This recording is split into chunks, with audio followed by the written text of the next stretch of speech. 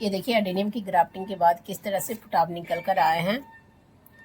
Hello friends, welcome back to my YouTube channel Sinha garden and blog से। तो friends, कैसे आप सभी लोग? आई होप कि आप सभी लोग ठीक ही होंगे। तो आज मैं जा रही हूँ एडेनियम की ग्राफ्टिंग टेप हटाने। मैंने एडेनियम की ग्राफ्टिंग की थी 20 मार्च को और आज है 15 अप्रैल, मतलब लगभग 25 से 26 दिन हुए होंगे। तो जैसे कि आपको मैं दिखा रही हूँ, जैसे ये देखिए इस प्लांट में इस तरह से फुटावा आया है, 2 फुटावा आया है और देखिए टेप के बाद इतनी अच्छी ग्रोथ हो गई है, मतलब ये ज़्यादा ही हो गया। इसकी टेप हमें और पहले ही हटा लेनी चाहिए और इसमें भी ऐसा ही हुआ, लेकिन अभी सब में ऐसा फुटाव नहीं आया है। इसमें देखिए हल्का सा निकल रहा है, तो इसको हम बाद में हटाएंगे। और इधर से भी उभार ही है। फिर और दिखाती हूँ मैंने इसमें पानी डाला है, एक दिन और बीच में डाली थी क्योंकि गर्मी हो रही है काफ़ी। इसमें अभी तक फुटाव आए नहीं है बाहर, लेकिन फुटाव आ जाएंगे। उभार तो है मतलब। फिर यहाँ पे इसमें भी ऐसा ही है, ये देखिए फुटाव सिर्फ बाहर आने हैं, उभार पूरा हो गया है लेकिन नहीं आया। और यहाँ पर ये नीचे से भी इस तरह से निकल रहा था, ग्राफ्टिंग के नीचे से। तो इसको तो आप इस तरह से आप तोड़ दें, जो ग्राफ्टिंग एरिया के नीचे से आ रहे हैं उसको हटा देना चाहिए। और ये देखिए 8 प्लांट की मैंने ग्राफ्टिंग की थी, फिर मुझे और ग्राफ्टिंग करना ही रह गया था। ये देखिए इस तरह के बहुत सारे प्लांट थे जिसकी ग्राफ्टिंग करनी मुझे रह गई, फिर बाद में कर नहीं पाई। और अब तो गर्मी भी हो गई तो अब करना नहीं है। और 8 प्लांट में से 2 प्लांट मेरे ख़राब हुए। इसका जो ग्राफ्टिंग है ये फेल हो गया था, तो उसको मैंने हटा दिया था, ख़राब हो गया था। तो इसमें ये देखिए इस तरह से 3 फुटावा हैं।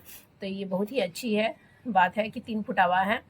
तो बाद में जब नेक्स्ट ईयर या फिर बारिश के मौसम तक में इसके जो स्टेम्स है थोड़े बड़े हो जाएंगे, तो इन तीनों पे हम अलग अलग प्लांट से ग्राफ्टिंग कर सकते हैं। एक और ख़राब हो गया था, लेकिन संजोग से इसमें एक ही फुटा हुआ है, तो इसको तो मैं हटा दूँगी। फिर से इसके ये ऊपर से कट लगाकर छोड़ूँगी, क्योंकि इसमें एक ही फुटाव है। या तो इसमें ग्राफ्टिंग भी बाद में कर सकते हैं, लेकिन इसको मुझे जैसे एक ही फुटाव है इसलिए इसको रखना नहीं है। थोड़ा सा इसको ऊपर से कट कर फिर से कर दें। तो चलिए बात करते हैं पहले कि ग्राफ्टिंग टेप कैसे हटाएं। ग्राफ्टिंग टेप हटाने के लिए आपको चाहिए एक ब्लेड और सीजर की ज़रूरत है, और कोई भी चीज़ की ज़रूरत नहीं है। देखिए इस तरह से। तो इसको हम पहले ऐसे धीरे धीरे कर हटाएंगे। तो यहाँ पे एक हाथ से नहीं होगा, दोनों हाथ का हमें यूज करना होगा। तो यहाँ पे ये जो पॉलीथीन है इसको दोनों हाथ से इस तरह से धीरे धीरे कर हम फैलाएंगे, नहीं तो ये टूट जाएगा। अगर हम इसमें थोड़ा सा भी लापरवाही करेंगे तो ये टूट जाएगा। या अगर ऐसा नहीं हो रहा तो इस तरह से इसको फाड़ दे आप। थोड़ा इसको हमें पहले ही हटाना था, थोड़ा ये बड़ा हो गया है इसीलिए प्रॉब्लम हो रही है। देखिए इधर से ये निकल गया। अब इसको धीरे धीरे इस तरह से निकाल लेंगे। इसको थोड़ा सा ऐसे फैलाएंगे तो ये फट जाएगा पॉलीथीन और निकल जाएगा। ये देखिए एक पॉलीथीन हमने हटा लिया है, इसमें दूसरा भी पॉलीथीन है। तो पहले तो डबल किया था मैंने। पहले इसको काटेंगे, इस रबर को इस तरह से। टूट ही गया है। अब उसके बाद इसी तरह से ये जो पन्नी है इसको हटाएंगे धीरे धीरे से फैलाते हुए। पहले यहाँ पे थोड़ा हम फैला लेंगे। तो ये देखिए इस तरह से निकल गया है, और ये देखिए इस तरह से निकल गया।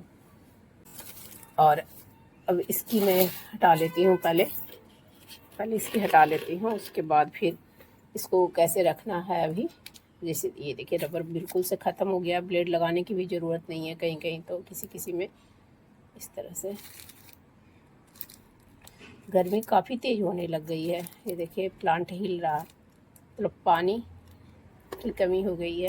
आज मैंने इसमें पानी डाला अच्छे से। पानी पहले डाल नहीं रहे थे अच्छे से, ग्राफ्टिंग की थी इसलिए इधर इधर दूसरे प्लांट में थोड़ा थोड़ा डाल रहे थे।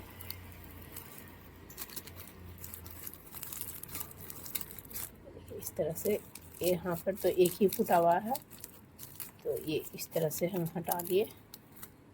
ठीक है, ये दूसरा पन्नी ऐसे काटेंगे।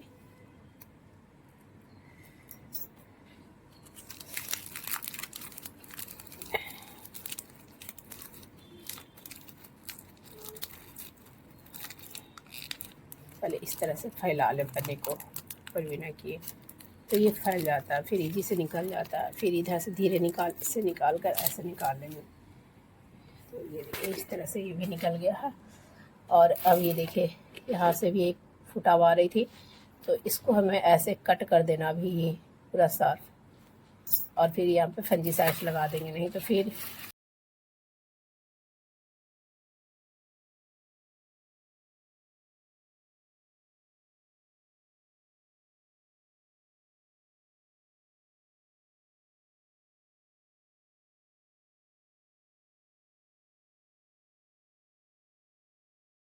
और ये देख रहे होंगे कि मिट्टी बिल्कुल से सूखी हुई है, तो इसमें अब पानी डालेंगे हम।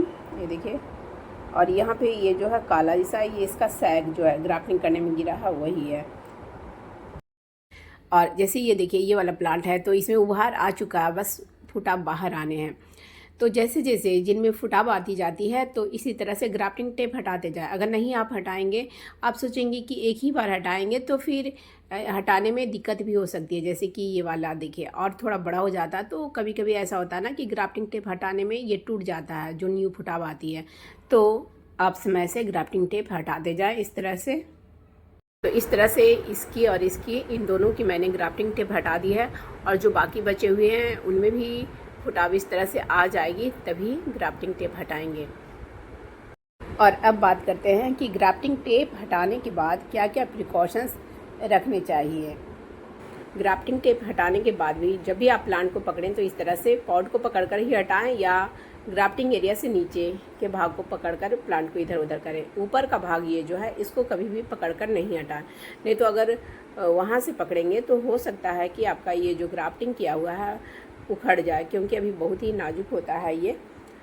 और कभी भी ग्राफ्टिंग एरिया के ऊपर से पानी नहीं डालें, कम से कम 3-4 महीने तक, नहीं तो अगर ग्राफ्टिंग एरिया के पास पानी चला जाएगा, जो ग्राफ्टिंग एरिया है वहाँ पे रॉट हो सकती है, तो फिर ग्राफ्टिंग आपका ख़राब हो जाएगा।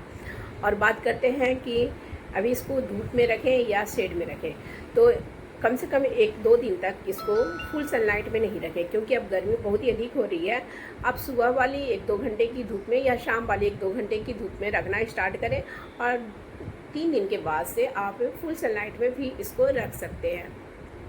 तो इस तरह से अगर आप एडेनियम को ग्राफ्ट करते हैं, तो ग्राफ्टिंग टेप हटाएं, और ग्राफ्टिंग टेप हटाने के बाद इस तरह से एडेनियम की केयर करें। तो फ्रेंड्स, मेरी वीडियो अगर अच्छी लगी हो तो प्लीज़ मेरी वीडियो को लाइक करें, शेयर करें एंड कमेंट्स करें। और मेरे चैनल में जो पहली बार आए हो तो प्लीज़ मेरे चैनल को पहले सब्सक्राइब कर लें, बेल आइकन्स को भी प्रेस कर दें, ताकि जब भी मैं अपनी न्यू वीडियो डालूँ तो उसकी नोटिफिकेशन आपको समय से मिल जाए। Bye bye friends, thanks for watching.